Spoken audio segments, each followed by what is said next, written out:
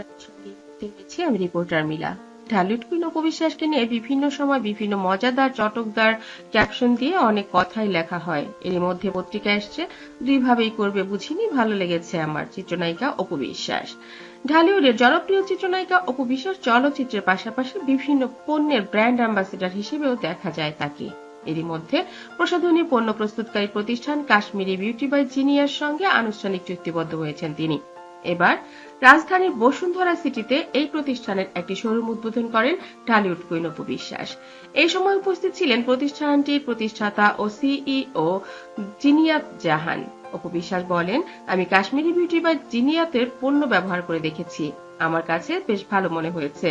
এই পণ্যের একটি বড় গুণ হচ্ছে অধিকাংশ পণ্য বাহ্যিক ব্যবহারের পাশাপাশি খেতেও পারবেন, তাতে দুই ভাবে কাজ করবে, বিষয়টি আমার কাছে ভালো লেগেছে।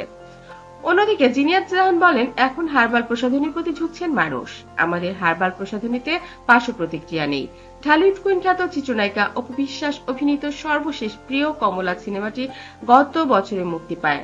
ছায়াবৃক্ষ সিনেমার অধিকাংশ শুটিং শেষ, এদিকে অনেক আগে শেষ করেছেন শ্বশুরবাড়ি জিন্দাবাদ সিনেমার কাজ। দেবাশিস বিশ্বাস পরিচালিত এই সিনেমায় অপু বিশ্বাসের বিপরীতে অভিনয় করেছিলেন বাপ্পি চৌধুরী।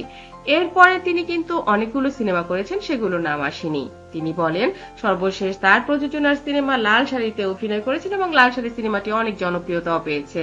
তাছাড়া কলকাতা জনপ্রিয় সঙ্গীত শিল্পী নচিকেতা চক্রবর্তীর লেখা শর্টকাট সিনেমায় অভিনয় করেছেন ঢালিউড কুইন অপু এবং সেখানেও তিনি বেশ নাম কুড়িয়েছেন। সুবীর মণ্ডল পরিচালিত এই সিনেমায় অপুর বিপরীত অভিনয় করেছেন ওপার বাংলার জনপ্রিয় অভিনেতা পরমব্রত চ্যাটার্জি। সিনেমাটি এখন মুক্তির দিন গুনছে। এটাও মিথ্যে কথা, সিনেমাটি মুক্তি পেয়ে গেছে এবং এই সিনেমাটিও কলকাতাতে অনেক বেশি নাম করেছে। ঢালিউড কুইন অপু বিশ্বাস সে সময়ে মাতৃত্বকালীন কারণে একটু মোটো ছিলেন এবং এই সিনেমাটির ক্যারেক্টারে একটু নাদুস নুদুস গল্লুমল্লু মেয়েকে খুঁজছিলেন পরিচালক পরম। যাই হোক, সবকিছু মিলে অপু বিশ্বাসের ক্যারেক্টার এবার নতুন করে যোগ হবে নতুন সিনেমাতে। অপু অনেক ওয়ার্কআউট করে ডায়েট করে এবং আগের চাইতে অনেক বেশি ফিট, অনেক বেশি সুন্দর এবং গ্ল্যামারাস মোডে ফিরে এসেছেন। ঢালিউড করে অপু বিশ্বাস চান তাকে আসলে ভিন্ন কোনো পরিচালক প্রযোজক যারা আসলে একটা আলাদা আউটলুক দিতে পারবে, বাংলাদেশের গতানুগতিক ধারায় নয়, তাকে এই সময় উপযোগী করে যারা মেকআপ করে সুন্দর করে প্রেজেন্ট করতে পারবে, সেরকম কোনো একটি সিনেমায় নিজেকে তিনি আত্মপ্রকাশ করতে চান 2025 সালে নতুন করে। তেমনি কয়েকটি গল্প নিয়ে তার সঙ্গে কথা হয়েছে এবং এরই মধ্যে তিনি দুটি গল্প পছন্দ করে ফেলেছেন, এপার বাংলায় এবং ওপার বাংলা, দুই বাংলা মিলিয়ে। অপু বলেন, 2025 সাল হবে আমার জন্য নতুন করে কামব্যাকের বছর, যে বছরটিকে আসলে কাউন্ট করা হবে আবার নতুন করে 10 বছর পথ চলার অনুষঙ্গ হিসেবে।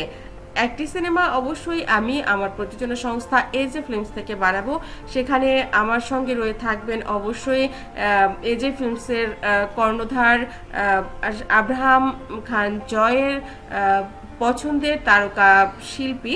তার নাম আমি এই মুহূর্তে নাই বলি, কারণ তার নামটি তিনিই নিজে প্রচার করবেন, আর সেখানে নিশ্চয়ই আমিই থাকবো। বন্ধুরা, এই গল্প থেকে আমরা এটাই জেনে গেলাম কিন্তু যে ঢালিউড কুইন অপু বিশ্বাসের সঙ্গে 2025-এ আমরা সুপারস্টার শাকিব খানকে নিশ্চয়ই দেখতে পাচ্ছি, কারণ আবরাম খান জয়ের প্রোডাকশন থেকে তার পছন্দের তারকা তার বাবা ছাড়া আর কেউই হতে পারে না। ভিডিওটি ভালো লাগলে লাইক কমেন্ট